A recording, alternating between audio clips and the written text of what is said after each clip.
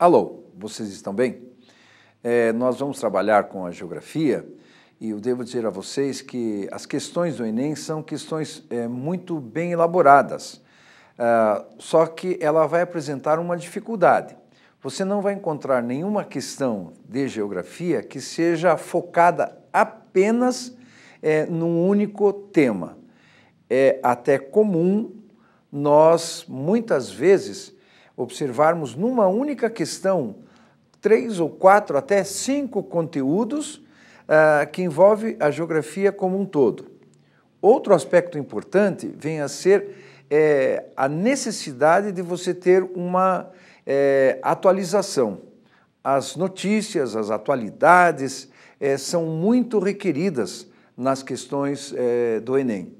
Portanto, você não deve deixar de lado a sua leitura de jornal. É fundamental para que você tenha um bom preparo. Muitas vezes o livro didático ele não é tão importante para o seu preparo quanto uma leitura de jornal ou revista.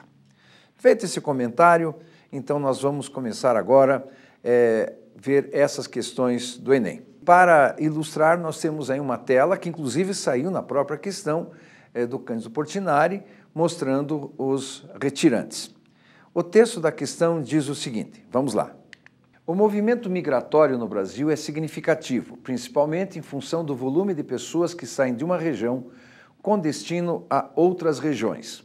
Um desses movimentos ficou famoso nos anos 80, quando muitos nordestinos deixaram a região Nordeste em direção ao Sudeste do Brasil.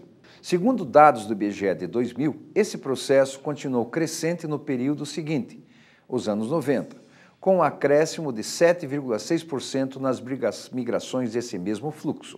A pesquisa de padrão de vida, feita pelo IBGE em 1996, aponta que, entre os nordestinos que chegam ao Sudeste, 48,6% exercem trabalhos manuais não qualificados, 18,5% são trabalhadores manuais qualificados, enquanto 13,5%, embora não sejam trabalhadores manuais, se encontram em áreas que não exigem formação profissional.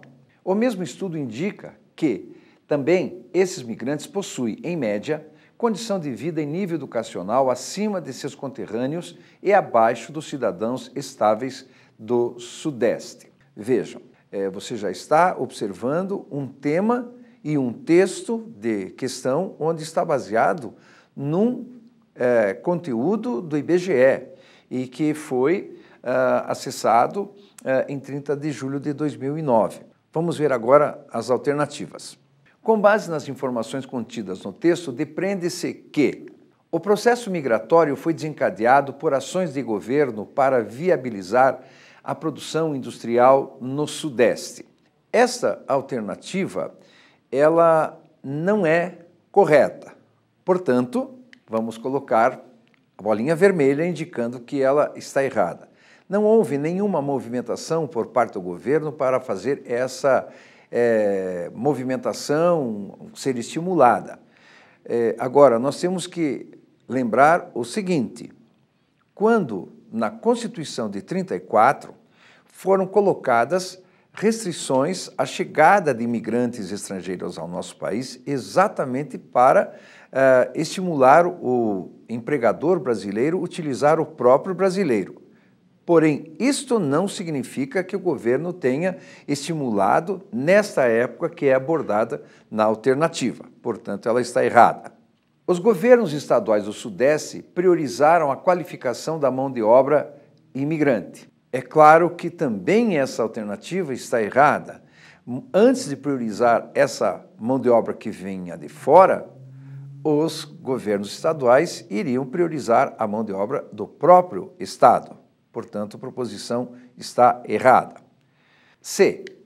O processo de migração para o Sudeste contribui para o fenômeno conhecido como inchaço urbano. Sem dúvida, isso acontece, com certeza, porque o retirante que chega ao Sudeste, estou me referindo ao retirante do Nordeste, ao chegar ao Sudeste, ele não tem condições de conseguir fazer a locação de um apartamento, de uma casa, muito menos comprar.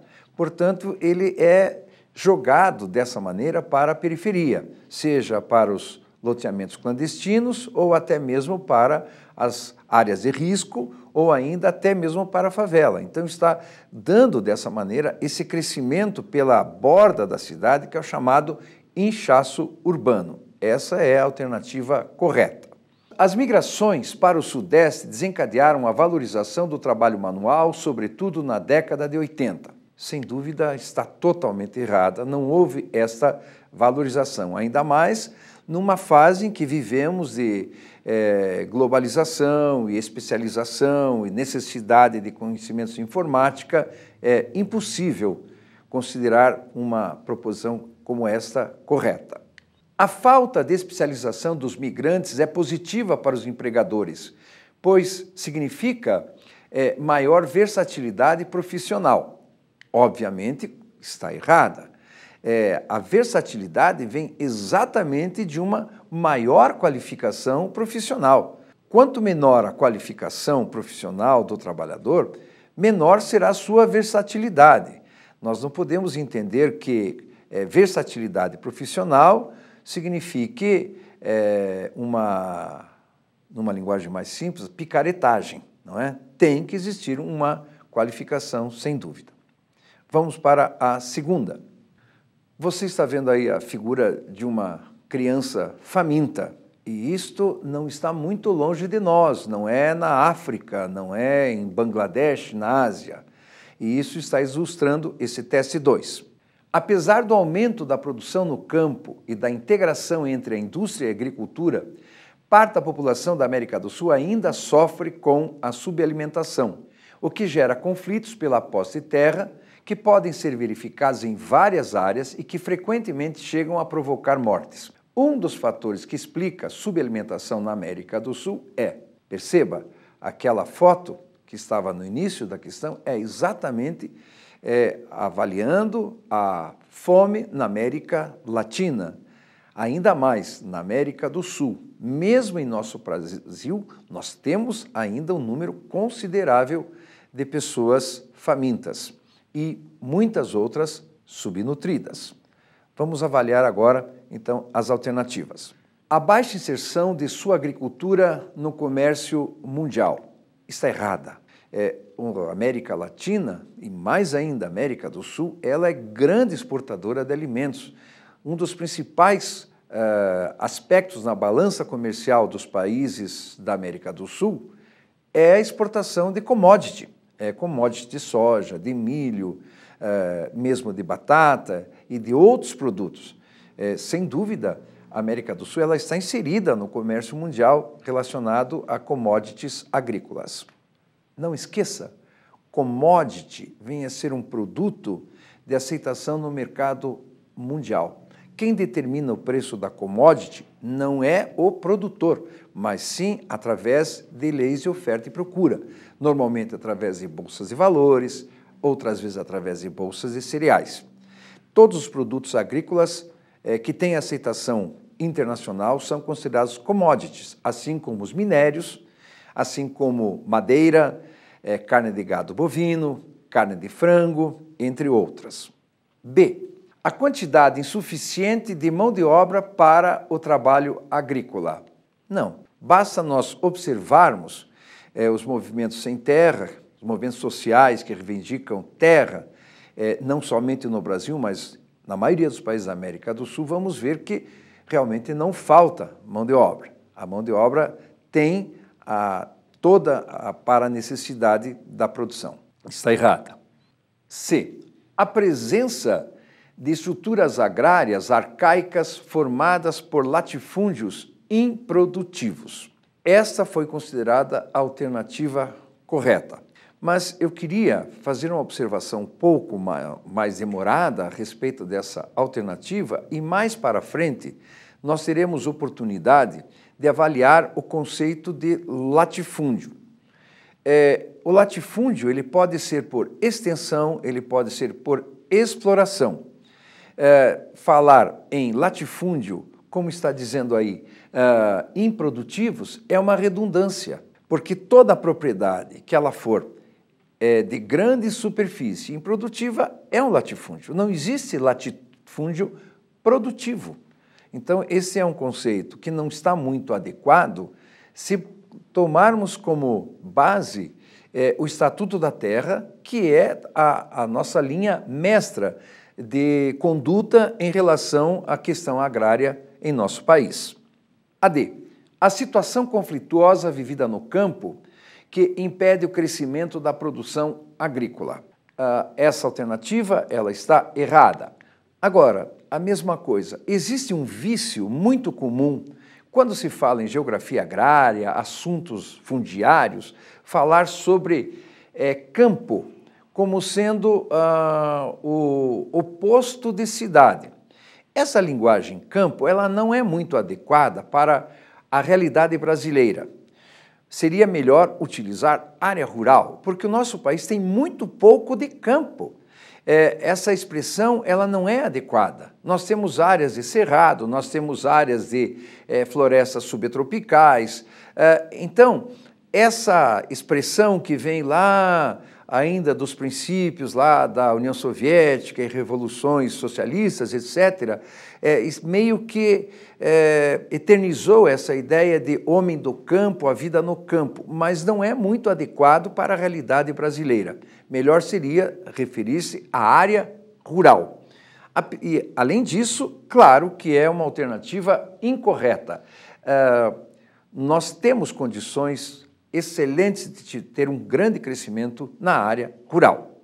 Os sistemas de cultivo mecanizado voltados para o abastecimento do mercado interno. Está errado. A maioria das atividades agrícolas mecanizadas são realizadas nas grandes propriedades, através dos processos de agroindústria, e é voltado mais para o processo industrial e para a exportação. Ainda, o alimento que chega à nossa mesa, em sua maior parte, ele é produzido pelo pequeno produtor rural, que nem sempre tem o mesmo estímulo e as mesmas facilidades de financiamento do que o grande produtor. Vamos a outra questão? A luta pela terra no Brasil é marcada por diversos aspectos que chamam a atenção. Entre os aspectos positivos, destaca-se a perseverança dos movimentos do campesinato e, entre os aspectos negativos, a violência que manchou de sangue essa história. Os movimentos pela reforma agrária articularam-se por todo o território nacional, principalmente entre 1985 e 1996, e conseguiram de maneira expressiva a inserção desse tema nas discussões pelo acesso à terra. O mapa seguinte apresenta a distribuição dos conflitos agrários em todas as regiões do Brasil nesse período e o número de mortes ocorridas nessas lutas. Quero fazer uma observação a respeito desse texto que eu acho muito coerente, correto. Muitas vezes as pessoas criticam ações feitas por esses movimentos sociais, movimentos de reivindicação de terra, movimentos sem terra.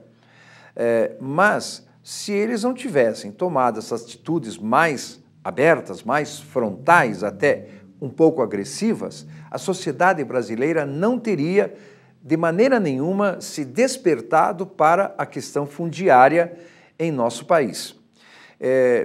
Eu não vejo, ao longo da nossa história, uma maneira que pudesse despertar em nós, na sociedade brasileira, essa preocupação, a não ser chamando a atenção, às vezes, de uma maneira um pouco agressiva. Vamos ver o mapa agora. Cada bolinha dessa corresponde a uma área de conflito. E você pode observar que, com maior ou menor intensidade, os conflitos estão presentes no Brasil todo. O que vai variar é a quantidade e a dimensão do conflito, mas eles estão presentes em todo o nosso país. Com base nas informações do mapa acerca dos conflitos pela pós da terra no Brasil, a região. Olha só, aqui nós temos um mapa político do Brasil e está sendo apresentado no mapa as 3 áreas mais conhecidas, mais famosas de conflitos. Veja, esta área aqui, esta área, esta aqui e esta. Essa aqui é o Bico do Papagaio. O que vem a ser o Bico do Papagaio? É a confluência do rio Tocantins com o rio Araguaia, no norte do estado de Tocantins. Essa região tem vários tipos de conflitos relacionados com trabalhadores desempregados quando terminaram os processos de expansão, de projetos de expansão do governo militar, construção de Transamazônica, que foi paralisada, depois estímulo à Serra Pelada, a garimpagem, e a Serra Pelada tornou-se um lago, inviabilizando essa atividade. Somam-se a esses trabalhadores também os desempregados da construção de Tucuruí, que foi concluída, e aí vem o questionamento: onde é que vamos colocar essas pessoas? E elas por si mesmas, para onde nós vamos? E esta é uma área que tem muito problema, madeireiros ocupando áreas de maneira ilegal, fazendeiros. Então é realmente um aspecto bem delicado, aí é uma área crítica, podemos dizer assim, do nosso país. Vamos ver a outra área. Isso aqui é o chamado Pontal do Paranapanema. É uma outra área de conflito. Esse conflito está bastante relacionado à mecanização da agricultura no estado de São Paulo, principalmente no que diz respeito ao cultivo da cana-de-açúcar. Isso ocasionou um número considerável de desempregados. Apenas uma máquina que corta a cana, ela substitui 80 trabalhadores. E aí vem o questionamento desses trabalhadores: para onde vamos? E essa região tem muita terra devoluta. Terra devoluta é terra do governo. Essas terras estão sendo ocupadas de maneira ilegal por alguns proprietários e vieram para essa região, portanto, esses trabalhadores, e começam os movimentos. Qual outra área? Essa aqui, Nonoai, Cruz Alta. Esta talvez seja a região mais antiga de conflito em nosso país. Portanto, são as três áreas que mais chamam a atenção. Porém, você viu no mapa anterior que os conflitos estão presentes em todos os estados. Apenas essas três áreas são as mais conhecidas. Vamos ver agora as alternativas. Conhecida historicamente como das missões jesuíticas, é a de maior violência. As missões jesuíticas são Santo Antônio das Missões, é a região do Rio Grande do Sul. Ela está inserida nessa área, porém não é a área que tenha maior violência. A rigor, nessa área já ocorreram muitos assentamentos, portanto não é a área mais problemática. Portanto, essa alternativa ela é errada. Vamos para a outra. Do Bico do Papagaio, apresenta os números mais expressivos. Essa sim, sem dúvida é o Bico do Papagaio. Vocês devem lembrar que ouviram até em noticiários o famoso massacre de Eldorado dos Carajás, quando 19 sem-terras, alguns anos atrás, foram mortos por policiais militares da Polícia Militar do Pará. E mais recentemente, na mesma região, uma missionária estadunidense, Dorothy Stang, foi assassinada a mando de fazendeiros. É na mesma área, a área de grande conflito. Vamos para outra.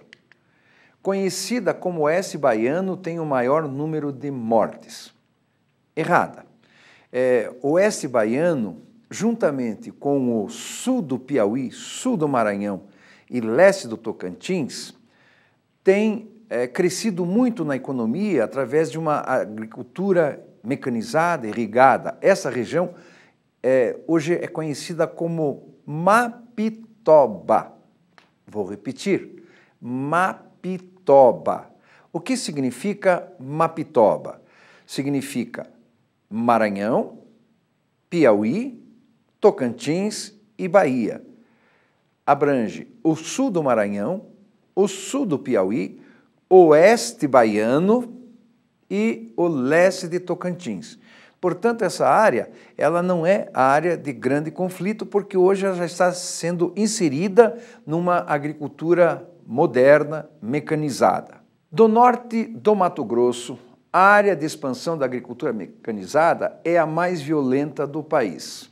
Errado. Não é a área mais violenta do país. O Norte Mato Grosso apresenta problemas ambientais relacionados ao desmate, apresenta problemas relacionados também à devastação do cerrado, mas não é, sem dúvida, a área mais violenta. Então, ela é errada. Zona da Mata Mineira teve o maior registro de mortes. Também não. A Zona da Mata Mineira compreende a região mais leste do estado de Minas Gerais, não é a área mais violenta. Então, está também errada. Vamos mais para frente? Olha só. Agora, eu vou colocar aqui algumas observações que se relacionam à questão fundiária do nosso país. Primeiro, função social da terra. É a utilização da terra de maneira ideal, com aproveitamento racional e adequado, o meio ambiente preservado, as leis trabalhistas são cumpridas e sua exploração visa proporcionar o bem-estar dos proprietários e trabalhadores. Portanto, qualquer propriedade que não esteja atendendo essas características, ela pode ser considerada uma área de produção inadequada. E é a partir dessa função social, que ela está relacionada ao Estatuto da Terra, é que foi feito criado o critério de módulo rural. Vamos mais para frente. Estatuto da Terra, assinado em 30 de novembro de 64, instituído para criar a base legal para a posterior reforma agrária. E dentro do Estatuto da Terra surgiu o critério de módulo rural. A área explorável, que em determinada posição do país é direta e pessoalmente explorada por um conjunto familiar equivalente a 4 pessoas adultas, correspondendo a 1000 jornadas anuais, lhes absorva toda a força de trabalho em face do nível tecnológico adotado naquela posição geográfica e, conforme o tipo de exploração considerado, proporcione um rendimento capaz de assegurar-lhe a subsistência e o progresso social e econômico. Parece complicado, não é? Uma linguagem jurídica, mas é simples. O módulo rural é o tamanho ideal para que uma família viva bem, trabalhe adequadamente, trabalhe corretamente e tenha o seu resultado e vise atingir o seu progresso material e social. E é a partir da definição do módulo que vai se categorizar o que é latifúndio, o que é minifúndio e ainda o que é uma empresa rural. Também devo dizer a vocês que a dimensão do módulo não é única, porque depende dessas características, tecnologia, sistema de produção, o que produz. Por exemplo, uma área em que se desenvolva floricultura, o módulo rural é bem menor do que numa área que se desenvolva pecuária de corte. Então, nessa área, o módulo vai ser maior. Me entenderam? Então, vamos mais para frente. Tipos de propriedades. Vejam aí as propriedades como podem ser classificadas. Latifúndio por dimensão. Propriedade com área superior a 600 módulos rurais, independente de sua forma de utilização. Quando a propriedade ela é superior a 600 módulos, nesse caso, mesmo que ela seja bem aproveitada, ela é categorizada como latifúndio. Portanto, é uma exceção, porque latifúndio é sinônimo praticamente de terra improdutiva, mas nesse caso, pela sua dimensão muito grande, mesmo que ela seja produtiva, ela é categorizada como latifúndio. Outro tipo, latifúndio por exploração. Propriedade com área ociosa entre 1 a 600 módulos. 1 a 600 módulos. São os 2 tipos de latifúndio que existem no Brasil, de acordo com o Estatuto da Terra. Aí você poderia perguntar, tá, uma área caracterizada como latifúndio, e daí? Bom, nesse caso, quando uma propriedade ela é categorizada como latifúndio, ela passa a ser área prioritária para desapropriação com fins de reforma agrária. O que é uma empresa rural? É uma propriedade entre 1 e 600 módulos rurais utilizada corretamente de acordo com a função social da terra. E, finalmente, minifúndio. É uma expressão hoje usada de maneira inadequada, onde se interpreta que toda pequena propriedade é minifúndio. E isto não é correto. Veja a definição de acordo com o Estatuto da Terra. Minifúndio é uma propriedade com área inferior à de um modo rural. Ou seja, o minifúndio, em palavras mais simples, é uma área onde existe incompatibilidade entre o seu tamanho e a atividade ali desenvolvida. Se porventura um proprietário ele tem 5 hectares e ele cultiva hortaliças, isto está adequado ao seu tamanho, não é minifúndio. Mas se ele tiver os 5 hectares e resolver fazer uma criação extensiva de búfalo, obviamente, aí vai ser um minifúndio. Entenderam? É comum usar minifúndio como sendo a pequena propriedade, mas não esqueçam, minifúndio é uma pequena propriedade antieconômica. Agora vamos ver o espaço agropecuário brasileiro. Área total de 851 milhões de hectares. Este é o nosso Brasil, inteirinho. O que mais? 463 milhões de terras impróprias. O que você pode entender como terra imprópria? A área ocupada pelas cidades, as áreas ocupadas pelas rodovias, pelos aeroportos, pelas hidrelétricas, são ainda as áreas dos manguezais, são as áreas rochosas e rochas expostas, que são áreas que não podem ser utilizadas para a agropecuária. É um número considerável, mas se observarmos o total do Brasil, não é tão grande assim, porque veja só, 282 milhões ocupados por atividades agrícolas. 282 milhões. Eu gostaria que você entendesse que quando está aqui agrícola, subentenda também pecuária, porque se a gente for mais a fundo avaliar essa expressão agrícola, ela compreende a agricultura e a pecuária, tá? Então não é errado. 282 milhões. Portanto, veja que maravilha, sobram 106 milhões de espaço, ou seja, de áreas disponíveis para essas atividades. É muito ou é pouco? Veja, compare. Superior às áreas da França, Itália e Reino Unido. Entenda que esses 106 milhões são as áreas disponíveis. Aquelas áreas como as APAs, áreas de preservação ambiental, os parques nacionais, os parques estaduais, não estão dentro desses 106, mas sim lá naquele conjunto de terras impróprias. Portanto, nós temos um espaço muito grande para avançar nas atividades agropecuárias. Sem dúvida, não há nenhum país no mundo que disponha tanto espaço como o nosso. Vamos para frente. O gráfico mostra o percentual de áreas ocupadas segundo o tipo de propriedade rural no Brasil no ano de 2006. Área ocupada pelos imóveis rurais. Minifúndio, imóveis improdutivos, imóveis produtivos. De acordo com o gráfico e com referência à distribuição das áreas rurais no Brasil, conclui-se que imóveis improdutivos são predominantes em relação às demais formas de ocupação da terra no âmbito nacional e na maioria das regiões. Essa alternativa ela é considerada correta, mas nós teríamos que ver com um pouco mais de cuidado essa afirmação, porque muitas vezes está sendo colocado aqui como terra imprópria ou terra improdutiva as áreas de remanejo, a área onde ocorre a rotação com o gado.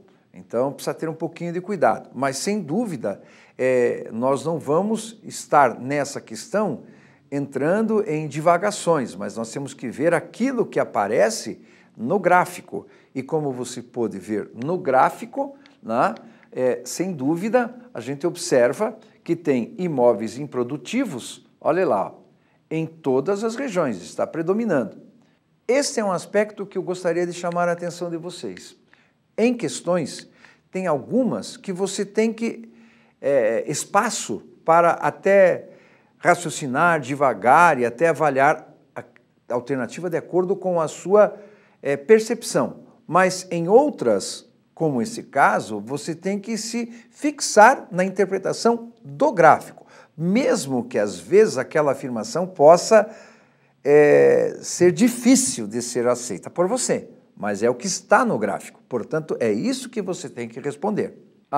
O índice de 63,8% de imóveis improdutivos demonstra que grande parte do solo brasileiro é de baixa fertilidade, impróprio para atividade agrícola. Está errado. Vamos lembrar aquela disponibilidade que nós vimos agora há pouco, não é? Antes do teste, 106 milhões disponíveis. Não é pouco. O percentual de imóveis improdutivos iguala-se ao de imóveis produtivos somados aos minifúndios, o que justifica a existência de conflitos por terra. Não dá certo isso.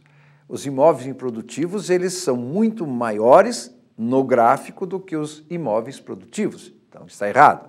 A região norte apresenta o segundo menor percentual de imóveis produtivos, possivelmente em razão da presença de densa cobertura florestal protegida por legislação ambiental. Não, infelizmente, ela não é tão bem protegida desta maneira. Vamos lá. É a região centro-oeste que apresenta o menor percentual de área ocupada por minifúndios, o que inviabiliza políticas de reforma agrária nessa região. O conceito dessa alternativa é completamente errado. Eu espero que vocês tenham aproveitado, possam ter avaliado a forma de questão que aparece no Enem e que vocês tenham, com isso, um pouquinho mais de segurança, sabendo que as questões estão dentro da sua possibilidade de responder corretamente. Felicidades. Obrigado.